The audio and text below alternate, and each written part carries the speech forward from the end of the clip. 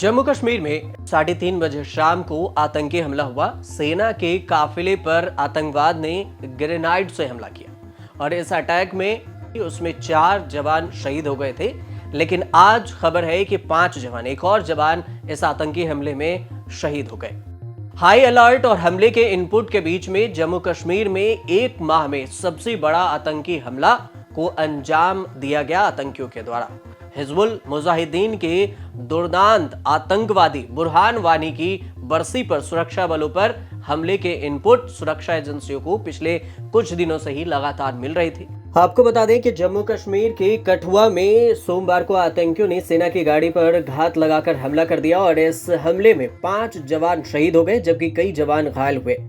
High alert और हमले के इनपुट के बीच जम्मू कश्मीर में यह महीने में सबसे बड़ा आतंकी हमला बताया जा रहा है, जिसमें उत्तराखंड के 5 जाबाज शहीद हो गए, जिस पर उत्तराखंड के सीएम पुष्कर सिंह धामी ने भी शोक व्यक्त किया। उन्होंने सोशल मीडिया प्लेटफॉर्म एक्स पर लिखा कि कठुआ में सेना के काफिले पर आतंकी हमले में 5 जवानों के शहीद होने का समाचार अत्यंत पीड़ादायक है। इस कायरतापूर्ण हमले की निंदा करता हूं और पूर्ण विश्वास के साथ कह सकता हूं कि मानवता के ये दुश्मन बख्शे नहीं जाएंगे। ईश्वर से दिवंगतों की आत्मा को शांति और शोकाकुल परिजनों को शक्ति देने की प्रार्थना है। इस आतंकी हमले में कीर्तिनगर ब्लॉक थाती डागर निवासी राइफलमैन आदर्श नेगी, रुद्रप्रयाग निवासी नायब सूबेदार आनंद सिंह, लैंसडाउन निवासी हवलदार कमल सिंह, टेहरी गढ़वाल निवासी नायक विनोद सिंह और रेखनी खाल निवासी राइफलमैन अनुज नेगी शहीद हुए हैं। तो वहीं राहुल गांधी ने इस हमले पर लिखा कि जम्मू कश्मीर के कठुआ में भारतीय सेना के वाहन पर हुए आतंकी हमले का समाचार अत्यंत दुखद है। मातृभूमि के लिए अपना सर्वोच्च न्यौछावर करने वाले शहीदों को भावपूर्ण श्रद्धांजलि अर्पित करते हुए शोक संतप्त परिजनों को अपनी गहन संवेदना व्यक्त करता हूँ। घायल जवानों के शीघ्र से शीघ्र स्वस्थ होने की कामना करता हूँ। हमारी सेना पर ये कायरतापूर्ण हमले अत्यंत निंदनीय है। 1 महीने के अंदर 5वां आतंकी हमला देश की सुरक्षा और हमारे जवानों के जीवन पर भयंकर आघात है। लगातार हो रहे आतंकी हमलों का हल कठोर कार्रवाई से होगा, न कि खोखले भाषणों और झूठे वादों से। इस दुख के घड़ी में हम मजबूती से देश के साथ खड़े हैं। ऐसे में कठुआ जिले में जो भी हाई अलर्ट था, बाकायदा सभी एजेंसियों को एहतियात बरतने के निर्देश भी दे दिए गए थे। खुफिया एजेंसियों से लगातार मिल रहे इनपुट के बाद आर्मी स्कूल में भी सोमवार को छुट्टी कर दी गई थी और यह स्कूल ग्रीष्मकालीन यानी गर्मी की छुट्टी के बाद सोमवार को खुल रहा था। सुरक्षा बलों के एक वाहन को आतंकियों ने जिले के दूर दर्राज लोहाई मल्हार के बदनोता से सटे इलाके में निशाना बनाया, जिसमें करीब 10 जवान सवार थे उस पर सुरक्षा बलों में, और उसी पर ग्रेनेड फेंकने के बाद जवानों को घायल किया। उसके बाद 5 जवानों शहीद हो गए। इसके बाद मुठभेड़ भी अभी तक जारी है और उधर हमले की जानकारी मिलते ही भारी संख्या में सुरक्षा बलों को घटनास्थल की ओर रवाना भी कर दिया गया। सर्च ऑपरेशन भी जारी है और आतंकियों को ढूंढ कर मारने का काम भी जारी है। बिलावल और लोहाई मल्हार से जहां पुलिस पार्टियां तत्काल रवाना कर दी गई, वहीं पर एसओजी की टीम साथ जिले के कई थानों से नफरी को भी रवाना हो गए।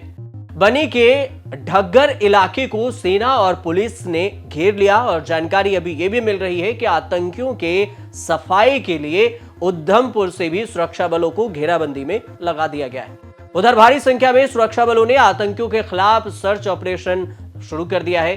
हिजबुल मुजाहिदीन के दुर्दांत सबसे खतरनाक आतंकी बुरहान वानी की बरसी पर ये सुरक्षा बलों पर हमले के इनपुट पहले से एजेंसियों को मिली थी, लेकिन लगातार सर्च ऑपरेशन जारी था और कुछ सुरक्षा कर्मी इसी दौर में अपने काफिले से जा रहे थे। ऐसे में कठुआ जिले में हुई हाई अलर्ट भी था और बाकायदा सभी एजेंसी एहतियात बरते हुए थे और इसके बाद भी आतंकियों ने उन पर हमला किया, जिसमें 5 जवान शहीद हो गए। इसके बाद मुठभेड़ जारी और हमले की जानकारी मिलते ही भारी संख्या में सुरक्षा बल भी पहुंचे हैं। अभी भी सर्च ऑपरेशन जारी कर दिया गया है और हाई लेवल की मीटिंग भी जम्मू कश्मीर में चल रही है, जिससे हिजबुल मुजाहिदीन के आतंकियों का सफाया किया जा सके।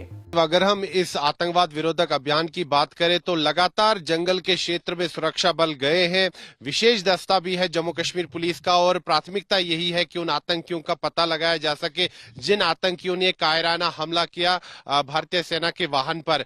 ये वो सड़क है जिस सड़क से वो सेना के वाहन जो है इस सड़क से गुजरा है, और हम बिल्कुल उस स्थान से थोड़ी ही दूर जो है पहुंच चुके हैं, बस पहुंचने वाले उस स्थान पर जहां पर सेना के उस गाड़ी पर आतंकियों ने हमला किया था। मैं आपको ये सड़क की तस्वीरें इसलिए दिखाना चाहता हूं क्योंकि ये जो है काफी दुर्गम स्थान है, और यहां पर आप 5 से 10 किलोमीटर प्रति घंटे की अधिक से रफ्तार से गाड़ी नहीं चला सकते। तो आतंकियों ने पहले से रेकी की हुई थी कि ये उनके लिए उपयुक्त स्थान है हमला करने के लिए, और ये बिल्कुल सुनसान इलाका है, और साथ ही में वाहन जो है काफी धीमी गति से यहां पर चलते हैं। तो इसी का फायदा आतंकियों ने जो लिया, और जो खबर आ रही है सूत्रों के हवाले से, मैंने अपने सूत्रों से भी बात की, उनका यही कहना है कि कहीं ना कहीं कुछ चंद मुट्ठी भर जो इनके सहायक है आतंकियों के, उसके कारण आतंकवादी सफल हो रहे हैं। और कल भी जो आतंकी घटना घटी है उसमें कहीं ना कहीं एक लोकल गाइड था इन आतंकियों का, जिसने उनको पहाड़ी क्षेत्र का पूरा रास्ता बताया, जिससे वो इस स्थान पर पहुंचे, और पहले से उन्होंने पूरा ये षड्यंत्र रचा था कि सेना के काफिले पर ये आतंकी हमला करना है। अब आपको ये बताते हैं कि 2024 में कौन कौन से आतंकी हमले हुए हैं। 11 जून को इससे पहले हमला किया गया था और सुरक्षा बलों ने एक आतंकी को वहां पर ढेर कर दिया गया। 2024 26 जून को डोडा के गंदोह इलाके में हमले हुए थे। 3 आतंकवादी के मारे जाने के बाद हाई अलर्ट जारी कर दिया गया था। 7 जुलाई 2024 को राजौरी के मंजाकोट इलाके में एक सैन्य कैंप को निशाना बनाकर आतंकियों ने फायरिंग की थी। इसमें एक जवान घायल हो गए थे। 9 जून 2024 को रियासी में शिव खोड़ी से लौट रहे यात्रियों से भरे बस पर आतंकियों ने घात लगाकर हमला किया था, जिसमें 9 श्रद्धालुओं की मौत हो गई थी, जबकि 41 श्रद्धालु घायल हुए थे। मई 2024 में पुंछ में एयरफोर्स के काफिले पर भी हमला हुआ था, जिसमें एक जवान शहीद हो गए थे, कई घायल हुए थे। 31 दिसंबर 2023 को पुंछ के बफलियाज इलाके में घात लगाकर सैन्य वाहन पर हमला किया गया। 4 जवान शहीद हो गए थे, 3 घायल हुए थे।